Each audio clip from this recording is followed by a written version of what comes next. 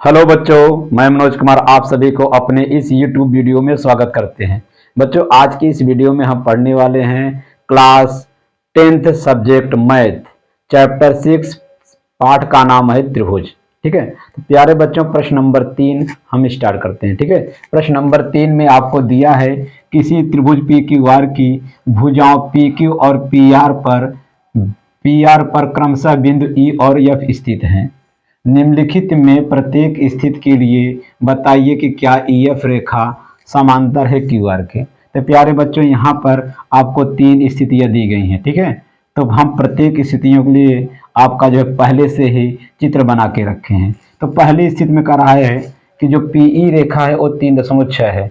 तो जो PE रेखा है वो 3.6 है और EQ रेखा 3 सेंटीमीटर है, EQ रेखा 3 सेंटीमीटर है और PF रेखा जो है 3.6 है, PF रेखा 3.6 है और FR रेखा जो है 2.4 है। ठीक है, तो पहली स्थिति के लिए हमें आपसे पूछ रहा है कि जो EF रेखा वो QR के समांतर है या नहीं है। तो इसके लिए बच्चों हम क्या करेंगे, सबसे पहले हम इसमें जो दिया गया है उसको लिखेंगे। हमें दिया क्या है, क्या दिया है कि जो PE रेखा है वो 3.9 सेंटीमीटर है।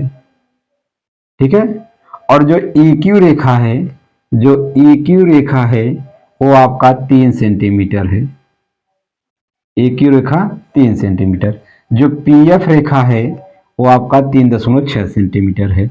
जो PF रेखा है वो 3.6 सेंटीमीटर है और FR जो रेखा है, FR रेखा जो है वो 2.4 सेंटीमीटर है। तो प्यारे बच्चों, हमें यह समझना है कि EF रेखा QR के समांतर कब होगी। ठीक है, क्योंकि थेल्स प्रमेय का विलोम कहता है अगर किसी त्रिभुज में कोई रेखा कोई रेखा जो है त्रिभुज की दो भुजाओं को एक ही अनुपात में विभाजित करे तो वह रेखा तीसरी भुजा के समांतर होती है। तो यहाँ पर इस त्रिभुज में यह एक रेखा है जो इस रेखा और इस रेखा को विभाजित कर रही है। अगर यह रेखा इन दोनों रेखाओं को एक ही अनुपात में विभाजित करेगी तो यह रेखा इस रेखा के समांतर होगी थेल्स प्रमेय के विलोम से। तो आइए हम सिद्ध करने के लिए सबसे पहले हम देखते हैं जो यह रेखा है क्या इस दोनों रेखाओं को एक ही अनुपात में विभाजित करती है कि नहीं करती है। तो हम क्या करेंगे, तो हम इसके लिए जो PE और EQ का अनुपात है और PF और FR का अनुपात ज्ञात करेंगे।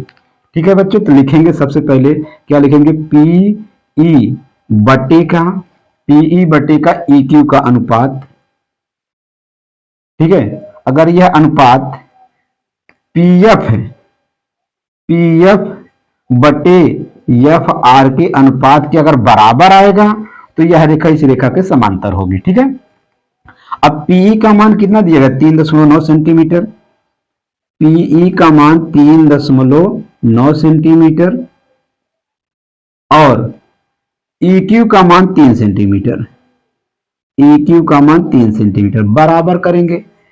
PF का मान कितना दिया, 3.6 सेंटीमीटर और FR का मान 2.4 सेंटीमीटर। तो प्यारे बच्चों, सेंटीमीटर से सेंटीमीटर कट जाएगा, सेंटीमीटर सेंटीमीटर कट जाएगा। ठीक है, अब दशमलव के बाद एक, इसमें दशमलव नहीं है तो ये हो जाएगा आपका, अगर हम 3.9 में 3 का भाग करें तो 3 एकन्नम 3 और 3 त्रिका 9 हो जाएगा।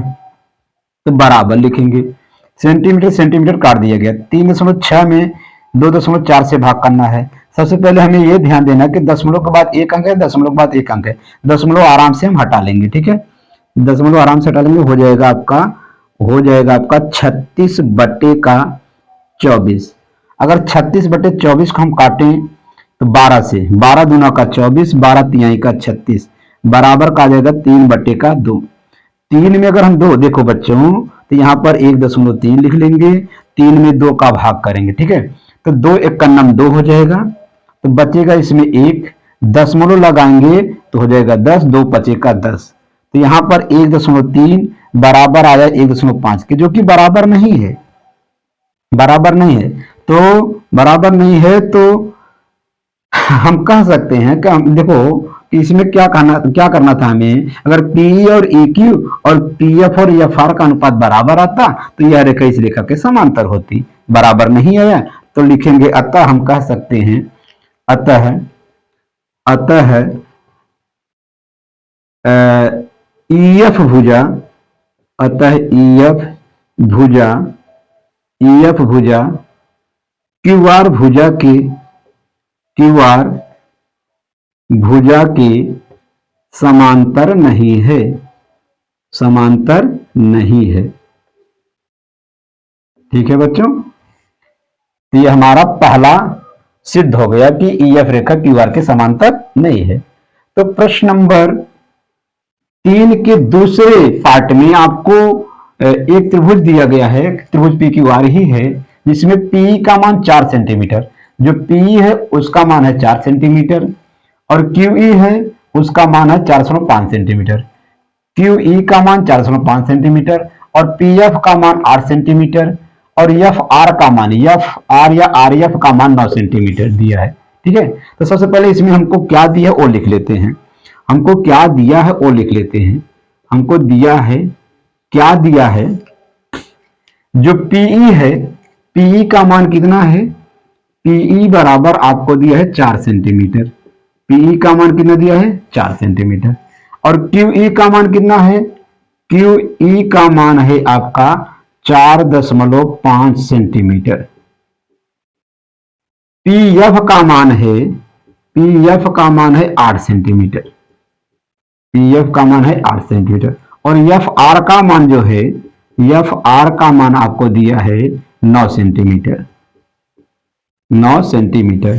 तो प्यारे बच्चों, इसमें भी हमें यह सिद्ध करना है कि जो ईएफ रेखा वो क्यू आर के समांतर है या नहीं है, ये पता करना है। ठीक है, आपको प्रश्न में ऑलरेडी लिख दिया है कि प्रत्येक स्थिति के लिए 3 स्थितियां हैं, तो बताइए कि क्या ईएफ रेखा क्यू आर के समांतर है कि नहीं है। अगर यह रेखा इस रेखा के समांतर तभी होगी, मतलब कि ईएफ रेखा क्यू आर के समांतर तब होगी जब पीई बटे ई क्यू और पीएफ बटे एफ आर का अनुपात बराबर आएगा। ठीक है, तो हम इसके लिए क्या करेंगे, तो पीई बटे ई क्यू का जो अनुपात है लिख देंगे कि पीएफ बटे एफ आर के अनुपात के। ठीक है बच्चों, तो पीई का मान कितना है 4 सेंटीमीटर लिख देंगे, पीई का मान 4 सेंटीमीटर, ई क्यू का मान लिख देंगे 4.5 सेंटीमीटर, 4.5 सेंटीमीटर बराबर लिख देंगे। तो पीएफ का मान कितना है 8 सेंटीमीटर, पीएफ का मान है 8 सेंटीमीटर, एफ आर का मान है 9 सेंटीमीटर। ठीक है, तो बच्चों यहां पर सेंटीमीटर को सेंटीमीटर से, सेंटीमीटर को सेंटीमीटर से काट देंगे, तो ये बचेगा आपका 4 बटे का 4.5 और ये आएगा 8 बटे का 9। अगर हम दशमलव हटाएंगे तो यहां पर 40 हो जाएगा, तो 5 अठे 40 और 5 9 45, तो ये आ गया 8 बटे का 9 और ये आ गया 8 बटे का 9। तो प्यारे बच्चों, जो ये है पीई बटे ई क्यू और पीएफ बटे एफ आर का जो अनुपात है यहां पर बराबर आ रहा है। अगर बराबर है तो हम कह सकते हैं कि जो ईएफ रेखा क्यू आर के समांतर है। तो यहां लिखेंगे अतः जो ईएफ रेखा है, जो ईएफ रेखा है वो समांतर है क्यू आर के, ईएफ रेखा क्यू आर के समांतर है। तो दूसरी स्थिति में हमको क्या मिला कि जो ईएफ रेखा क्यू आर के समांतर मिली। तो हमको तीसरी स्थिति दे रखी है कि पी क्यू का मान कितना है 1.28 सेंटीमीटर। पी क्यू, ये जो बड़ी वाली रेखा है ये पी क्यू है, पी क्यू का मान है 1.28 सेंटीमीटर और पी आर का मान 0.18 सेंटीमीटर। पी आर का मान, पी आर ये है, पी आर का मान है 2.56 सेंटीमीटर, 2.56 सेंटीमीटर और पीई का मान, जो पीई है वो 0.18 सेंटीमीटर और पीएफ जो है, पीएफ यहां से यहां तक ये पीएफ का मान 0.36 सेंटीमीटर।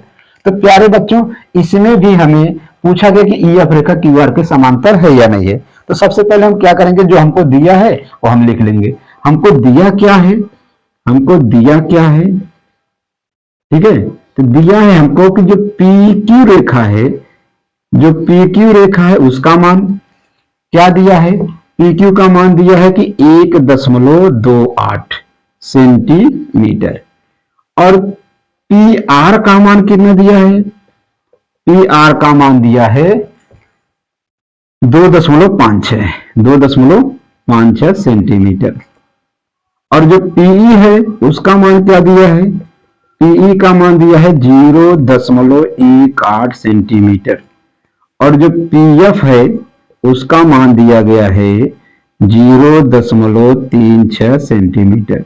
तो प्यारे बच्चों यहां पर हम क्या करेंगे, तो पीई देखो पहले इस छोटे वाले त्रिभुज की जो भुजा है पीई और बड़े वाले त्रिभुज की भुजा जो है पी क्यू का अनुपात निकालेंगे। अगर पीई बटे पी क्यू और पीएफ बटे पी आर का अनुपात अगर बराबर होगा तो ईएफ रेखा क्यू आर के समांतर होगी। तो आइए अनुपात निकालते हैं। ठीक है, हम निकालेंगे किसका अनुपात, पीई बटे का ई क्यू, पीई बटे का पी क्यू